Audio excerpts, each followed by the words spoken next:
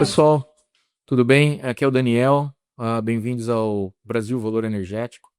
Esse aqui, nós estamos gravando hoje o segundo episódio da nossa série. Aqui nós temos um convidado muito especial, que é o Chris Schocker. Tô falando direito o seu segundo nome, Chris? Choque, pode falar choque. Eu também já Schock. adotei o Ok. choque. Não é, Ó, não é a versão oficial alemã, mas é a que eu adotei.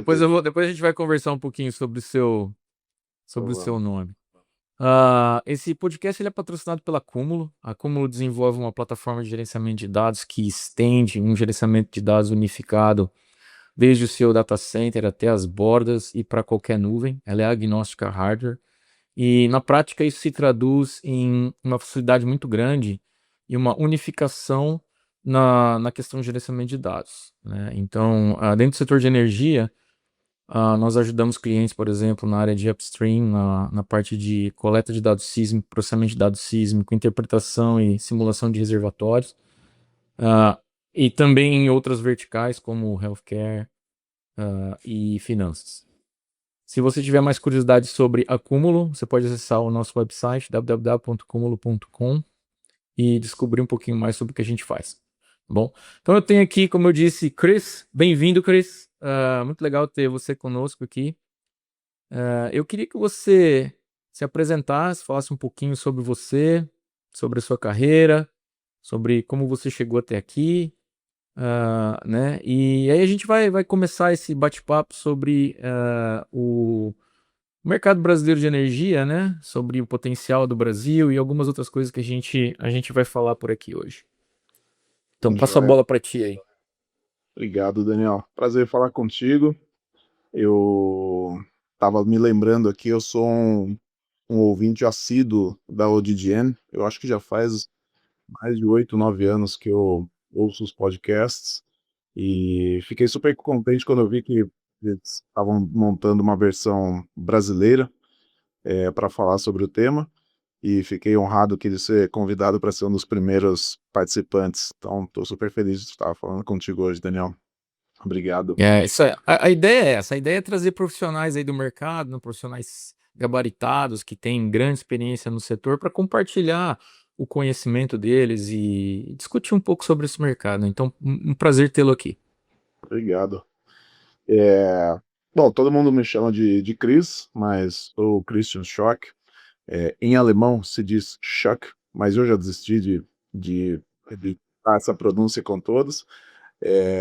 E apesar do sobrenome Schock não ser muito adequado quando a gente fala de energia, vira sempre uma brincadeira que eu faço com o pessoal. Mas eu tenho hoje cerca de 26 anos de mercado de óleo e gás e energia. Atualmente eu sou Managing Director na Fox Innovation and Technologies. A gente pode falar um pouquinho sobre isso depois. E ao longo da carreira eu acho que eu misturei várias etapas aqui de conhecimento ao longo dos anos, desde óleo e gás bastante tradicional, né, upstream principalmente. Passei alguns anos mais recentemente com renováveis. Acho que agrupando essas experiências passadas é legal porque dá para falar um pouquinho sobre um contexto geral de energia, né, principalmente no Brasil, talvez um pouquinho fora aqui, mas a gente olhar um pouco no contexto geral, né? É, eu sei que a gente passa muitas vezes por discussões de tecnologias, mas eu gosto muito quando a gente fala da complementaridade das tecnologias, né?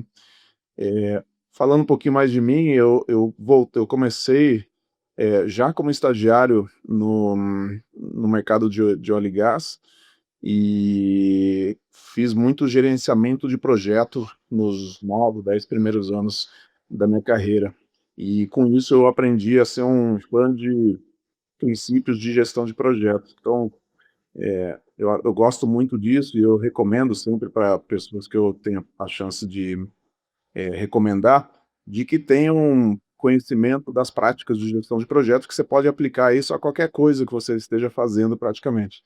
Então te dá uma bagagem interessante e um pensamento bastante lógico, estruturado para você controlar e organizar suas demandas, seus projetos, enfim, né?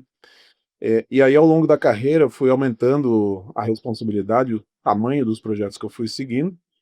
E aí, passei cerca de 2 anos e meio nos Estados Unidos, na época na empresa que se chamava Dresser-Rand, foi onde eu comecei a minha carreira.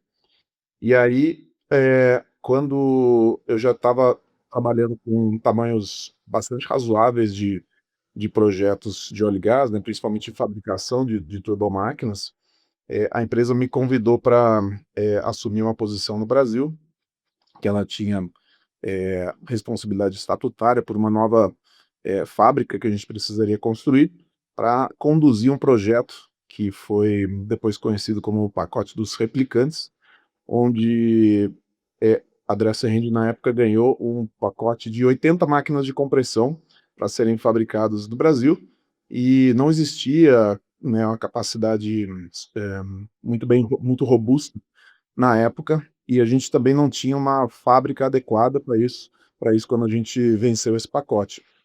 Então, surgiu dali a necessidade da gente construir uma fábrica, eh, contratar e treinar muitos profissionais, né, a gente chegou a ter mais de 350 pessoas nessa fábrica que nós construímos no interior de São Paulo, e também desenvolver parceiros, né, porque a gente não consegue fazer tudo sozinho, então a gente precisou trazer muitos parceiros, fornecedores, para o nível de exigência, né, de qualidade que precisava para ter um fornecimento desse tipo para a Petrobras. E no final desses 5 anos, mais ou menos, de projeto, ali por 2019, aliás, 2017, a gente virou um caso de sucesso, tanto internamente na empresa, claro, mas também para a Petrobras, para a Shell. Fomos muito elogiados e reconhecidos na época, que a gente entregou muito mais do que tinha sido solicitado de conteúdo local, e atendemos os prazos que a gente tinha se comprometido e tudo isso. Então foi um caso de muito sucesso.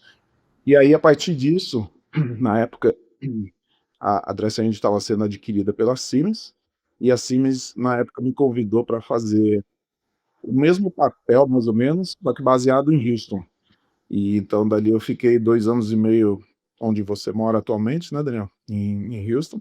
E dali eu fazia, junto com o time, o que a gente chamava de localização. Então, a gente pegava um novo local que a Siemens ou já tinha ou ia expandir capacidade fabril para óleo e gás, e a gente montava todo um pacote de localização. Então, treinava pessoas, ferramental, a própria fábrica, parceiros, né, fornecedores e tudo isso, e a gente incrementava a capacidade local da empresa para fornecer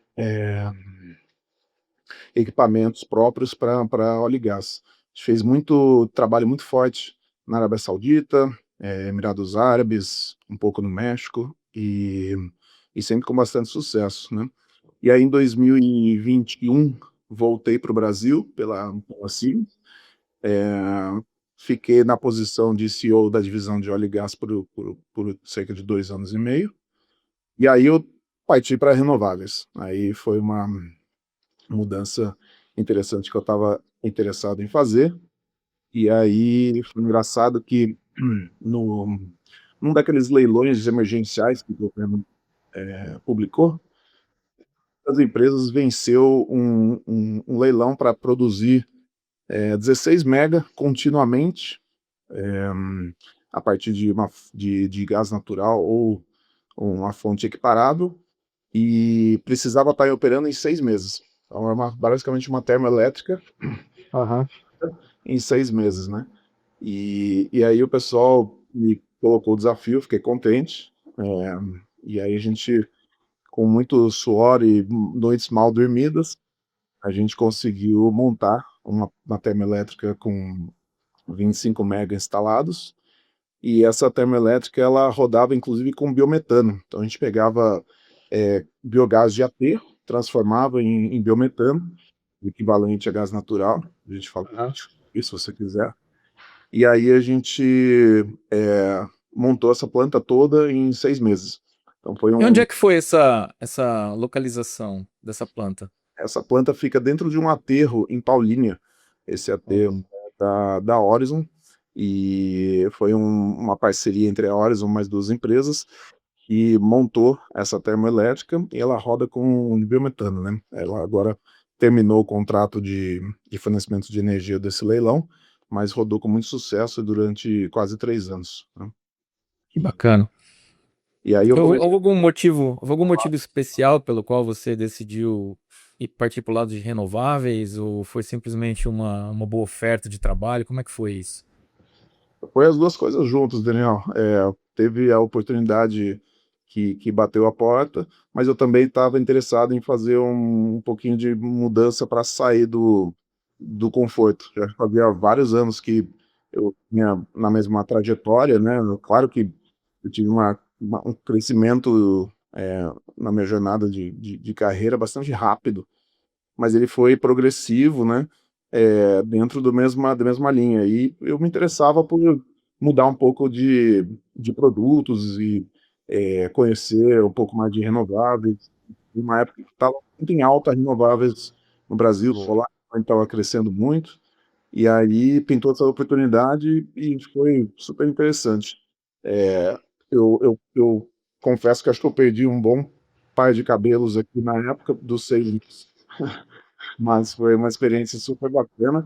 E o que foi legal também, Daniel, que pessoalmente, a gente saiu de lá, a gente até brincava, as pessoas que trabalhavam no projeto juntos, a gente saiu com um lema dali que era o impossível é temporário. Então, a gente viu que tem coisas que parece que não vão funcionar, mas com pessoas e com vontade de fazer acontecer, a chance é muito grande de dar certo. É, E aí, é. a partir disso. Eu, eu queria te fazer uma pergunta Uhum. sobre, ah, sobre essa questão de renováveis, a questão da segurança energética, né? Nós sabemos que o Brasil, ele tem, se eu não me engano, o Brasil hoje é o quarto maior produtor de óleo do Brasil, quarto ou quinto maior produtor de óleo. Estamos chegando aí a 4 milhões de barris por dia de produção. Isso é um grande patrimônio, né, da nossa nação aí, uma grande fonte de geração de capital, né, para estimular a sociedade, para tudo, né, segurança energética e tudo. Você tem a experiência de ter trabalhado nos dois lados, né? Tirando a questão política, que sempre tem questão política, né, quando você fala de energia, porque basicamente, como eu disse, é algo que garante, né, a segurança da nação, é ter uma fonte constante de energia. Como é que você vê a matriz brasileira hoje? Assim, como é que você dividiria essa matriz? Qual que é a importância do óleo e gás pro mercado brasileiro versus essa questão dos renováveis, do biodiesel? Você conseguiria explicar isso aí para mim rapidamente? Uhum. Ô, Daniel, eu vou te falar bem pragmaticamente o que eu acho a respeito, né? Assim, não é de hoje que a gente vê toda hora discussão a esse respeito, né? O que que é o certo a fazer, qual que é a tecnologia a ser usada, o que deve receber mais ou menos financiamento e por aí vai, né? Eu sempre falo a mesma coisa, Daniel, e ao longo dos anos, estando mais dedicado para upstream ou para renováveis, não mudei minha percepção, Daniel. Eu acho que não tem como a gente olhar e tentar bater um martelo em uma solução única. E eu te falo por quê, né? Tem tantos fatores que influenciam o que pode ser feito e o que não é o que está disponível ou está na melhor opção ainda, que a gente tem que olhar isso para cada, eu não vou nem falar para cada estado, estou falando para cada região, talvez até para cada cidade. A gente precisa olhar para fatores como cada tecnologia tem a sua própria condição, né? Tem algumas que dependem de questões climáticas, dependem de sazonalidade, depende de maturação da tecnologia, tem muita coisa, várias, tem infraestrutura que é essencial para poder ou não ser deployed, né, ser implantada. É, geograficamente também tem regiões que aceitam algumas tecnologias, outras não, e tem disponibilidade de fonte ou matéria-prima para acontecer. Então não tem como a gente definir o que é o melhor E tem também a questão temporal, né? Hoje, pode ser, a melhor solução pode ser um mix X. Daqui um ano, no mesmo local, na mesma data, pode ser a solução Y. Então, eu acho que é uma questão que precisa ser o tempo todo monitorada, o que pode ser feito e o que já está pronto para ser implantada e escalada, né? Então, para mim, é um mix de fontes que precisam ser sempre analisadas e ir aperfeiçoando, né? Buscando sempre São, eficiência, menor são, emissões e por aí vai. são fontes complementares, né? A gente não pode abrir mão do diesel, a gente não pode abrir mão do petróleo, né? Dos derivados do petróleo, mas também tem a questão, né, de buscar outras fontes de energia para diversificar, mas eu acho que é uma questão complementar, né? A gente vê muita discussão política a respeito disso, principalmente aqui né, nos Estados Unidos, durante a administração passada, houve um grande foco em tentar minimizar a importância da indústria de energia, né? E a gente vê, por exemplo, na questão política, né, no contexto mundial, o que está acontecendo com os preços do petróleo agora, né? Que hoje eu li a notícia mais uma vez e que parece que os acordos lá para a abertura do Estreito de Hormuz estão sendo cancelados. Aquilo lá é um vai e volta incrível, né? E causa uma instabilidade muito grande no preço. Então, é, segurança energética é um negócio muito importante. O que eu queria te perguntar também é o seguinte: dada essa questão global, né, do mercado, o que está acontecendo no mercado hoje, quais são as oportunidades que você vê para o Brasil, né? O Brasil é um país que a gente sabe que não tem muitos conflitos armados, né? Não existe uma questão de nenhuma questão de guerra, nenhuma questão de problemas assim que podem como a gente tem no Oriente Médio, né? Nós temos nossos problemas, mas eles são diferentes, né? Como é Uhum. que você vê a posição do Brasil? Existe uma oportunidade para o Brasil desenvolver? Você acha que o investimento que o governo está fazendo, que as empresas estão fazendo, é suficiente? E eu queria te estender essa pergunta também à questão da Venezuela, né? A Venezuela é nosso vizinho, país latino-americano, que agora deve partir aí para o desenvolvimento da vertical de óleo e gás com um pouco mais de agressividade do que estava antes, né? Com investimentos de fora. Qual que você vê, como é que você vê aí a questão do Brasil, as oportunidades para o Brasil desenvolver esse mercado também? Então, acho que tem muito assunto para falar aqui, né, Daniel? Mas assim, acho que eu acho interessante para a América Latina, hoje em dia, nessa época que a gente está vivendo atualmente, é que no mercado global a gente viu nos últimos 2 a 3 anos uma certa instabilidade que não é nada favorável quando você está buscando trazer investimentos para o país, né? Então, é, a gente viu guerra Rússia e Ucrânia mudando totalmente o fluxo de energia, o fornecimento de gás russo para a Europa, violentamente sendo dirigido para a Ásia, é, com a questão do conflito e o Estreito de Hormuz que você comentou, muita é, instabilidade e dificuldade de previsão na questão de fornecimento de óleo e de gás, né? Um quarto de todo o gás natural, petróleo, passa ali pelo Estreito de Hormuz mundialmente, e isso traz insegurança. E quando você olha para essas questões versus América Latina, acho que a gente está numa posição avantajada em relação a isso, né? A gente já tem aqui expertise e tem coisas interessantes acontecendo, né? Vou dar alguns exemplos aqui.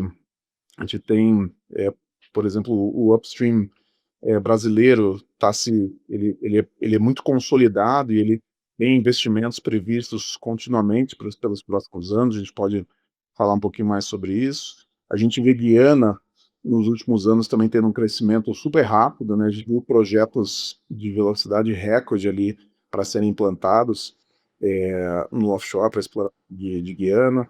A gente vê a Argentina vindo, participando, inclusive, do nosso mercado livre de gás agora, ali explorando o campo de Vaca Muerta, que é uma produção de gás bastante interessante, só que ela é não convencional e um pouco mais espalhada, né?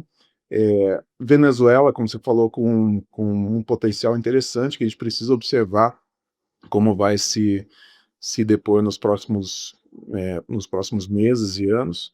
E já que você me perguntou um pouquinho de detalhe, o que que eu acho ali, Daniel?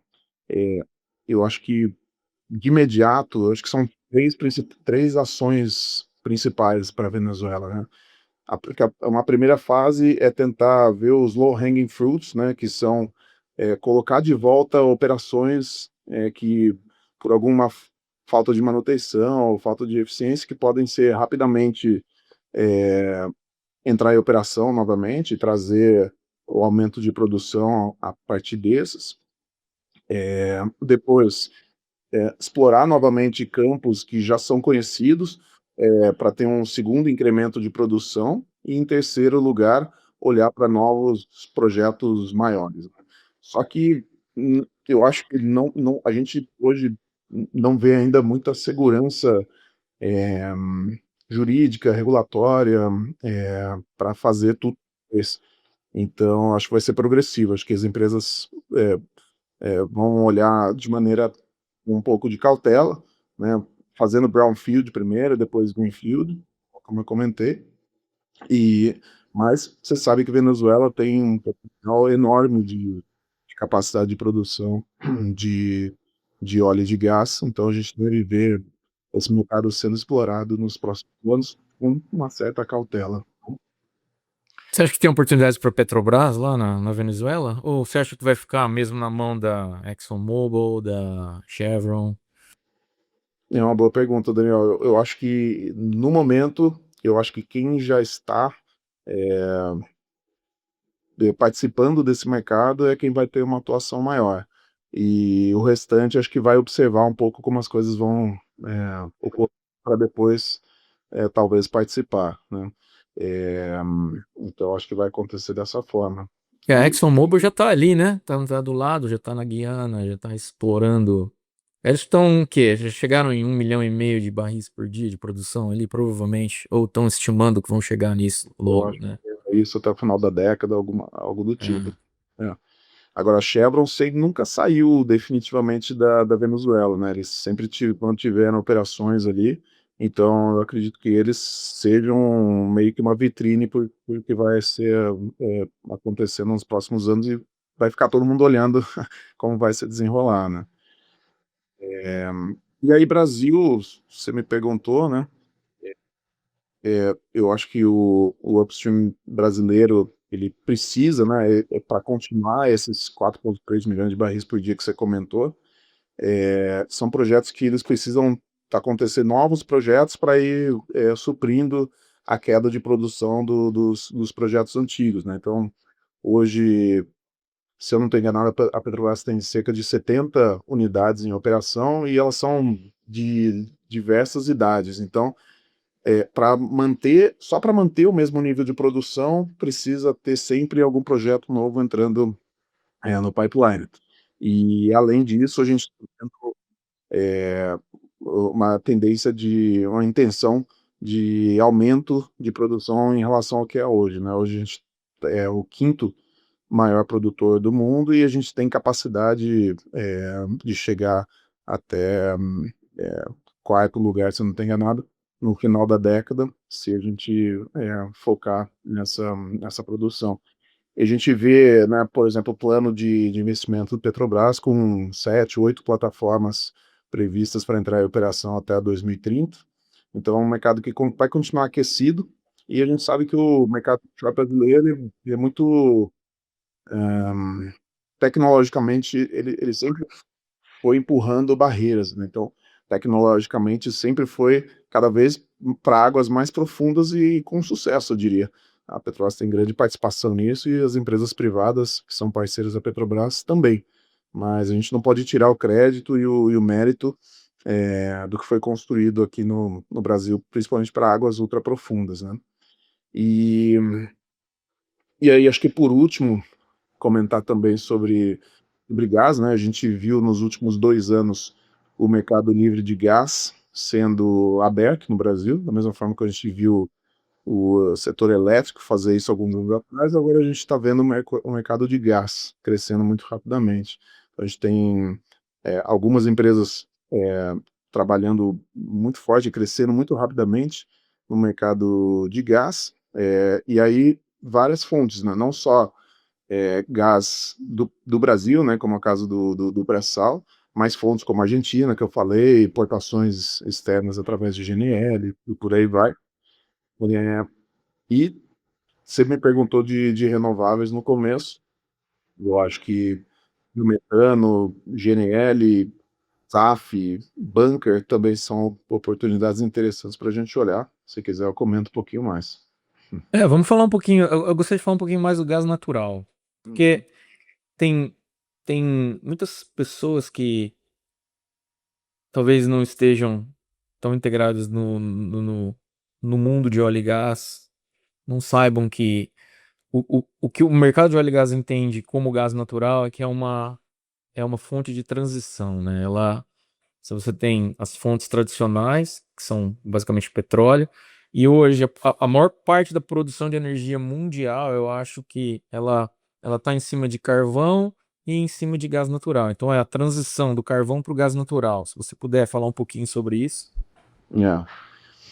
É engraçado, o que você comentou, é até um gancho interessante para eu comentar, né, Daniel?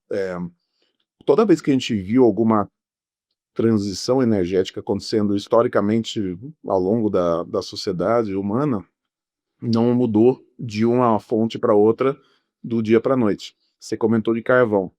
Carvão, historicamente, era tecnologia do petróleo, só que ela continua fazendo parte da matriz. Tem vários países que ainda dependem muito de carvão. E, historicamente, a gente tinha menos disponibilidades de tecnologias também. Então, hoje em dia, a gente não está passando de uma para outra progressivamente entre uma e outra somente. A gente tem um leque, né, de opções. Então, a complementaridade entre elas, como você comentou no começo, ela não tem como fugir disso, né? Por exemplo, no Brasil, a gente teve recentemente, nos últimos anos, uma implantação muito forte de solar, né? Mas o solar tem a parte negativa dele, que é a disponibilidade é, a depender de luz do dia, né? Como que você resolve isso? Significa que o solar é ruim? De maneira nenhuma, né?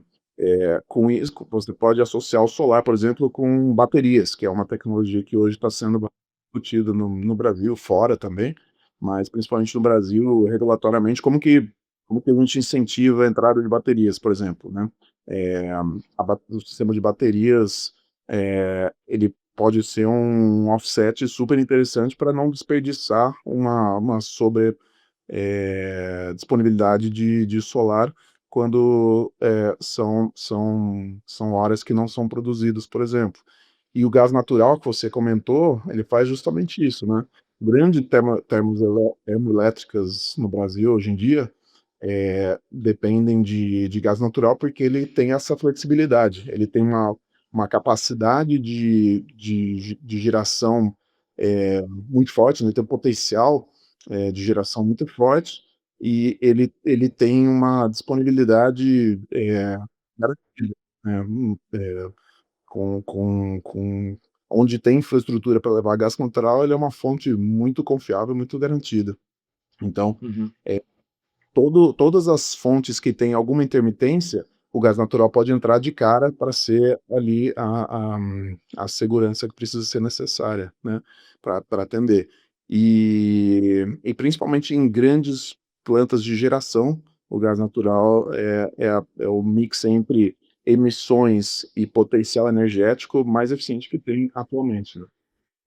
Que legal. Eu vejo aqui bastante em Houston, muita gente adotando tecnologia solar em casas com baterias, né? Inclusive enviando energia de volta para o grid quando eles têm um excesso de energia. É interessante mesmo. A gente vai ver cada vez mais esses grids inteligentes e a tecnologia vai evoluindo e vai permitindo que a gente consiga fazer isso daí, né? Eu me Outro lembro que mercado legal, Daniel. Com- Desculpa cortar aqui. Outro dia, uma pessoa Aham, que eu conheço, o Sérgio, ele trabalha no mercado de baterias, né? E ele aham. deu um exemplo super interessante, aproveitando a questão de Copa do Mundo. Aqui no Brasil, não me lembro qual, mas um dos jogos da Copa, a gente teve uma sobreoferta de 20 megawatts, de 20 gigawatts de energia, durante o jogo. Por quê? A produção industrial cai e muita pessoa se aglomera para ver junto. Então, o consumo de energia caiu muito. E aí, passadas, né, 2 horas, essa operação toda voltou. Então, a gente teve uma sobreoferta, né, que foi em grande parte desperdiçada, mas se tivesse um sistema eficiente de bateria, não estou falando para 20 GB, né, mas Poderia ter armazenado, né? poderia ter armazenado e logo em seguida ter sido consumido. Usado, é. E falando um pouco de Copa do Mundo, infelizmente, né, a gente vai ver cada vez menos isso agora, né, porque nós não conseguimos aí vencer o último adversário. Então, na última entrevista que eu fiz aqui no podcast, acho que o jogo era contra a Escócia no dia seguinte. Então a gente tava com uma esperança grande. Na verdade, eu acho que o time jogou melhor, mas não aproveitou as chances que teve, mas tudo bem. Ah, me fala uma coisa, você falou que você trabalhou na implementação de uma termoelétrica, né? Assim, sob o ponto de vista de liderança de negócios, né? Onde você estava no momento, né? Quando você olha, assim, em termos de fornecedores, tá? Que vão te ajudar a desenvolver o teu projeto. Quais são assim, os pontos mais importantes que você, como um líder, né, desenvolvendo esse tipo de projeto, que você olha? Por exemplo, não só na questão da tecnologia de campo, mas na tecnologia que suporta tudo isso, por exemplo, infraestrutura de tecnologia de informação, né, essa questão de eh, desafio de compartilhamento, de armazenamento de dados. E pegando o gancho um pouquinho sobre essa questão do consumo também, eu queria te fazer uma outra pergunta Uhum. sobre a questão do aumento da necessidade de criação de novos data centers, né? Nós temos aí a inteligência artificial, é uma inteligência que está revolucionando muitas áreas, inclusive a área de óleo e gás, né? Eu observo isso, eu conduzo projetos com clientes aqui em Houston sobre isso. E isso daí exige muita energia. A gente sabe que exige muito, consome muita energia, né? Então, primeiro esse gancho, assim, dos desafios, né? Dessa implantação dessa planta, se você puder compartilhar com a gente. E depois bater um papo, assim, sobre como é que você vê aí. Você acha que o Brasil, como é que tá a demanda? Aqui no Texas, existe uma demanda grande.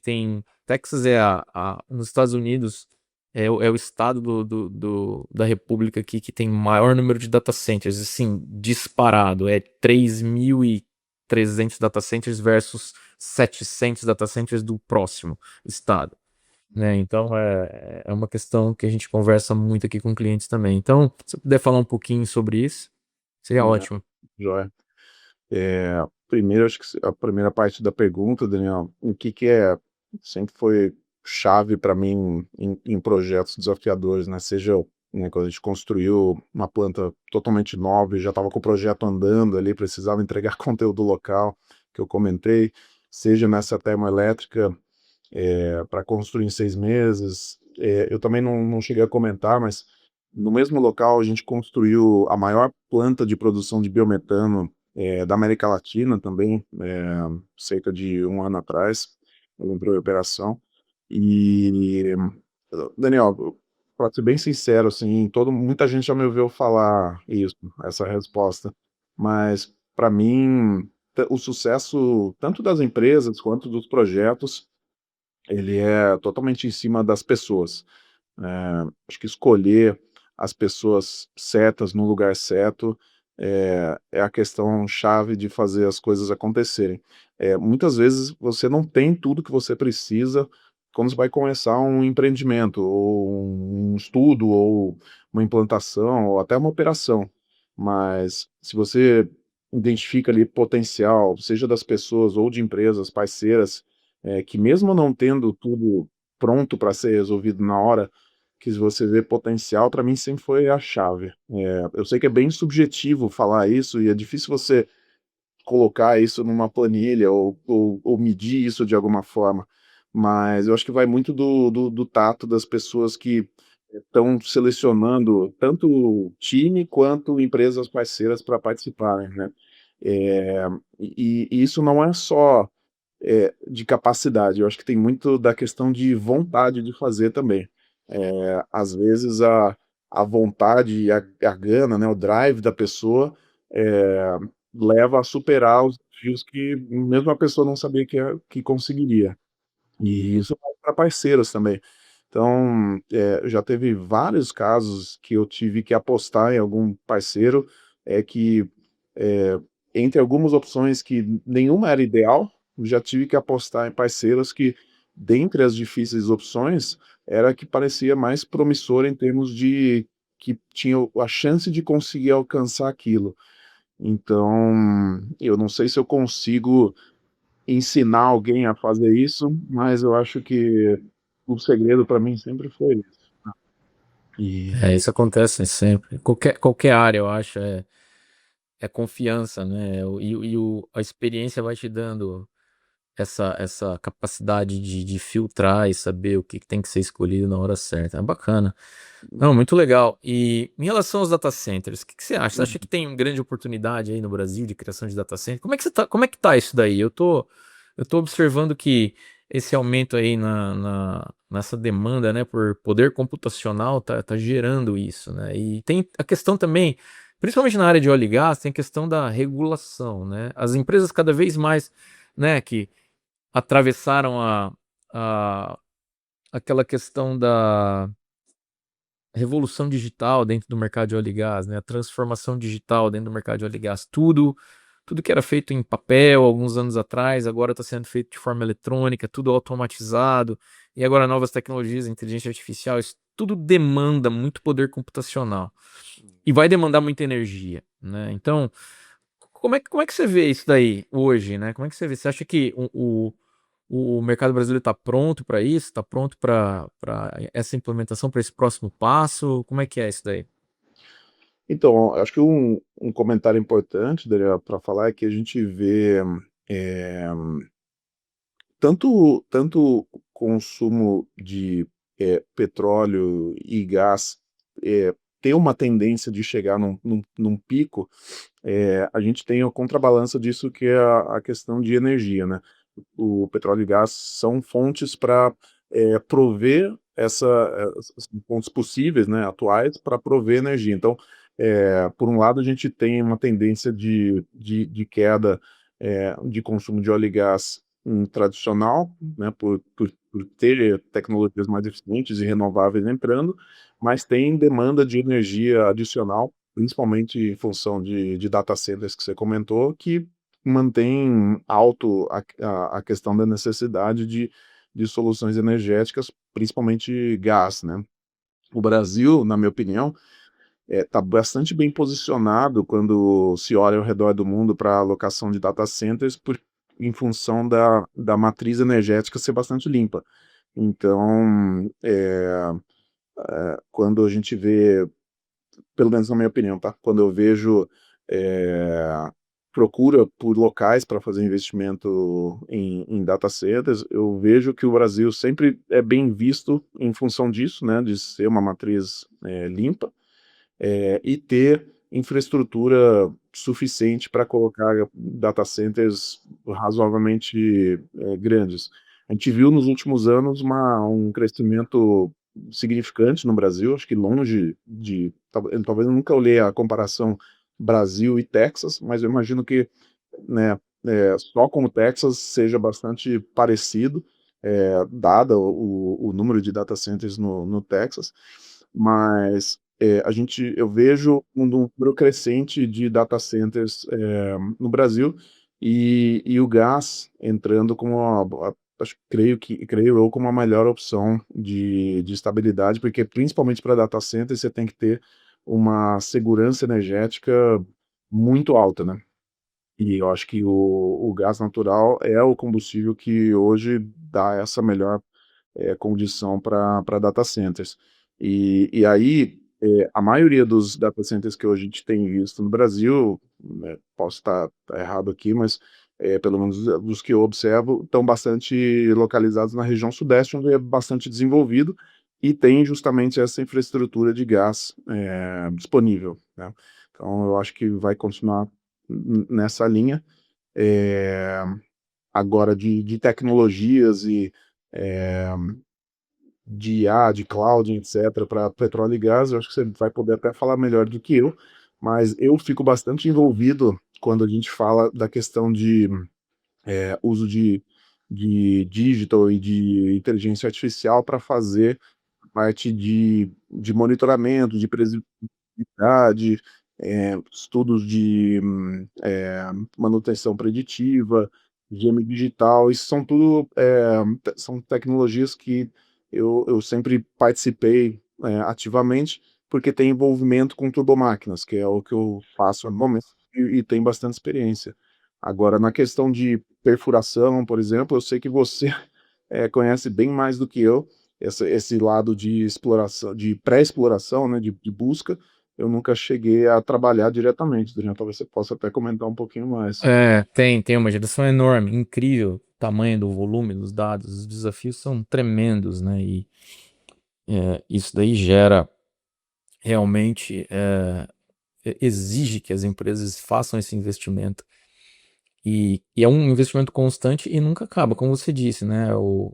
Os poços eles continuam a ser perfurados porque existe uma queda na produção dos ativos e um aumento na demanda. Então não existe uma forma de parar de perfurar poço, Hum, né? A gente precisa constantemente achar novas fontes. E para que a gente faça isso, existe a necessidade de rodar surveys nas superfícies do planeta, né, para entender e prover os dados que os cientistas precisam para mostrar onde os hidrocarbonetos estão e como é que a gente faz para extraí-los, né, da melhor forma, com o menor risco, a forma mais econômica. Então realmente é um desafio grande. Isso daí tudo exige muito poder computacional, né? Muita capacidade de armazenamento de dados. Então, eu não vejo isso parar, eu vejo isso só crescer, crescer, crescer. hum, E aí as empresas, eu vejo algumas empresas, por exemplo, aqui nos Estados Unidos, adotando a utilização de nuvens públicas, mudando completamente a, a forma como eles viam a questão da onde eu vou utilizar, né, onde eu vou guardar os meus dados, o meu poder computacional, hum, exatamente porque há uma demanda muito grande de hardware e as empresas que fabricam hardware elas estão com um problema de basicamente de estoque, né? Você faz pedidos e demora para chegar esse equipamento. Esse equipamento geralmente está custando mais caro hoje, então assim, tá uma loucura. A gente vê uma loucura acontecendo e projetos que custavam, sei lá, um terço de milhão de dólar, hoje custa quase 1,5 milhão de dólares, assim, pela mesma coisa, uma questão de menos de um ano. Então é incrível como que essa demanda vem mudando, esse mercado é muito dinâmico, né? uhum, Agora, o Chris, você tá na Fox hoje, né? uhum, Explica para mim o que a Fox faz. Como é que você ajuda como é que a Fox ajuda o mercado de energia no Brasil hoje? uhum. Eu até vou pegar um pouquinho do gancho e começar falando sobre a parte de controles e automação da Fox. Né? Você comentou muito sobre, você acabou de falar sobre dados e é, questão operacional, né? A parte de controles e automação da Fox, que é, inclusive, né, foi parte de uma aquisição que nós fizemos da SSE, onde a gente liga toda a parte de controle, né, das operações com o maquinário, né. Então, de nada adianta você ter o maquinário mais sofisticado, possível e ter um sistema de controle, de monitoramento, e de automação antigo.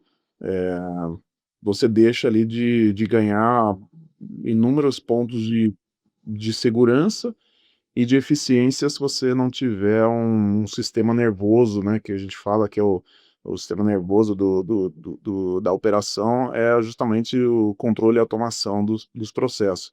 Então, a gente tem desde do desenvolvimento dos sistemas, né, dos softwares, quanto a montagem, entrega e comissionamento de todos os painéis de controle. A gente usa inúmeros fabricantes ali de sistemas de controle, PLCs e tudo mais, para fazer, extrair o melhor possível do maquinário, fazendo a leitura dos parâmetros e os ajustes de controle para extrair o melhor possível dessas máquinas, né?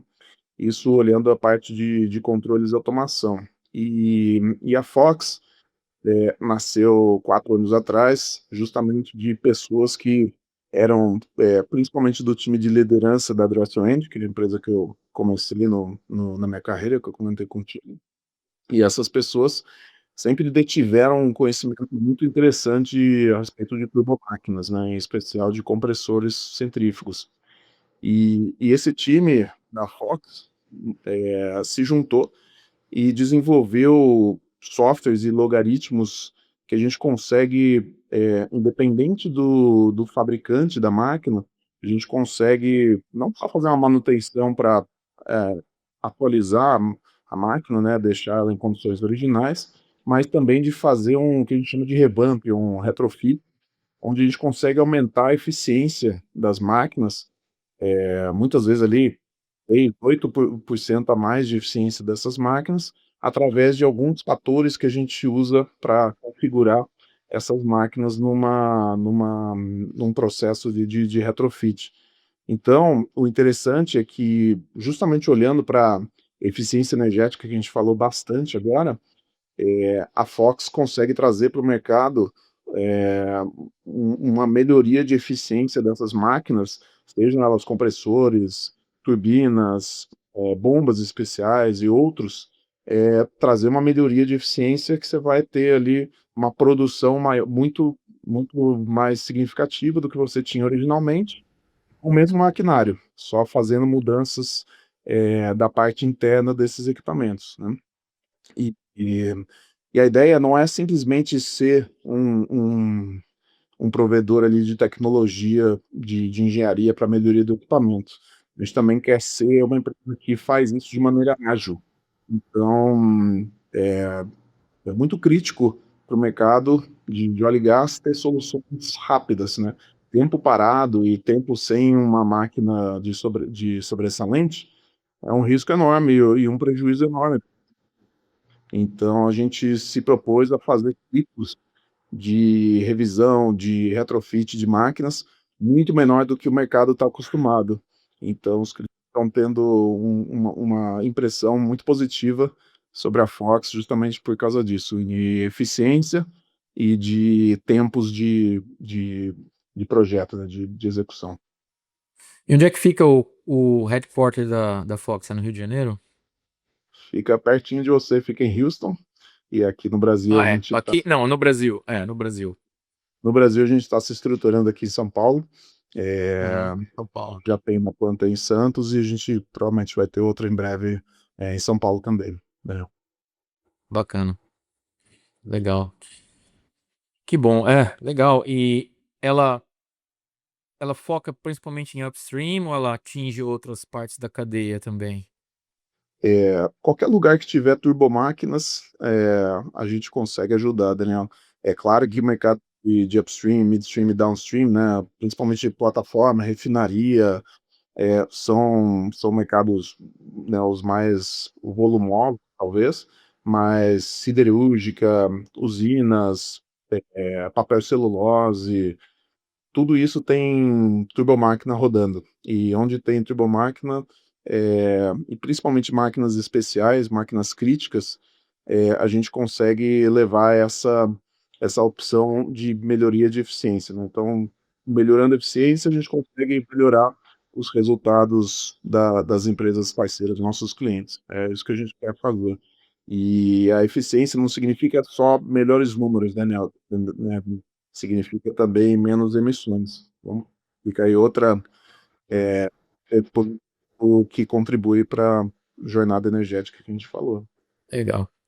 Se o pessoal quiser entrar em contato contigo, como é que eles fazem? Eu vou deixar o LinkedIn aqui nos comentários do show, para quem quiser, tiver curiosidade, mas Qual seria aí o caminho mais fácil para quem quiser bater um papo contigo e entender aí os valores que você pode trazer aí para o negócio? Joia. Eu recomendaria conhecer um pouquinho mais no site da Fox, www.foxinnovations.com.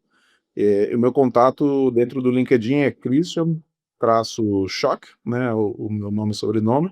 E ali você tem meu contato de e-mail, telefone, tudo disponível, Daniel. Fico totalmente à disposição aqui. Bacana. Mais alguma coisa que você quer comentar? Alguma coisa? A gente está se aproximando aí do fim do episódio e eu queria agradecer a ti, mas vou deixar em aberto aí, se você quiser fazer mais algum comentário, alguma coisa, mandar alguma mensagem, fica à vontade. Obrigado, Daniel. Eu acho que não, só gostaria de agradecer e parabenizar a ti por tomar a iniciativa de criar o podcast aqui dedicado para o Brasil. Acho que tem muito a se falar, a gente pincelou um pouquinho, né, dos assuntos, mas dá para a gente falar horas sobre essas questões que a gente comentou aqui. Tenho certeza que vai ser um show de sucesso aqui no Brasil. É, Conta comigo no que você precisar, obviamente. E eu espero que tenha conseguido transmitir um pouquinho aqui da minha mensagem, que eu realmente acredito que a transição energética ela é uma combinação de fontes, né? Eu acho que a gente precisa parar um pouco de discutir engessadamente que tecnologias que usar e olhar de maneira positiva e de cabeça um pouco mais aberta, todo mundo, o que faz mais sentido em cada local e em cada momento. Eu acho que essa é a minha mensagem principal aqui, e creio que nos próximos anos a gente tem boas oportunidades e boas expectativas de crescimento para o Brasil, tanto no tradicional óleo e gás, quanto em mercado livre de gás, oportunidades em biometano, bunkering, SAF. Acho que o Brasil está muito bem posicionado, Daniel. Acho que você vai ter bastante assunto para falar. Tá. Interessante é que nós criamos essa ideia, né? Essa ideia veio do Mark Lacour, né? Você conhece bem. E quando ele me chamou para fazer isso, ele me perguntou, né? Qual que é a frequência que você pretende viajar para o Brasil para fazer esse tipo de entrevista? Eu falei, olha, eu geralmente vou para o Brasil uma vez a cada 3 meses, né? Porque eu também tomo conta dos negócios da minha empresa para América Latina. Então, o Brasil é o meu projeto piloto para América Latina, né? Comecei em fevereiro a fazer isso. E eu falei para ele, mas eu moro num lugar em Houston que tem tanto brasileiro para entrevistar. E esses brasileiros a maior parte deles é do mercado de óleo, né? A maior parte deles. Então, eu nem tenho que fazer muito esforço para achar convidados para entrevistar, né? Mas eu pretendo sim viajar para o Brasil e na próxima viagem que eu fizer eu vou me encontrar contigo aí, a gente bate um papo e continua essa conversa. E obviamente você já está convidado para participar de novos episódios no futuro. Se tiver novas mensagens, coisas que você entende que são importantes para ser comunicadas e compartilhadas no mercado de óleo e gás, fica à vontade para entrar em contato comigo. A gente marca esse bate-papo e foi um prazer tê-lo aqui, tá? Muito obrigado.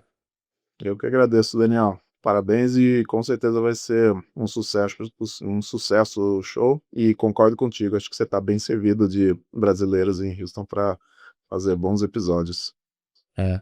Então tá bom, Cris, vou ficando por aqui então, um grande abraço, tá? Pessoal, muito obrigado por ter acompanhado o segundo episódio do nosso podcast, espero que vocês tenham gostado. Críticas são bem-vindas, deixem elas no comentário e nós nos vemos no próximo episódio. Um abraço, até logo.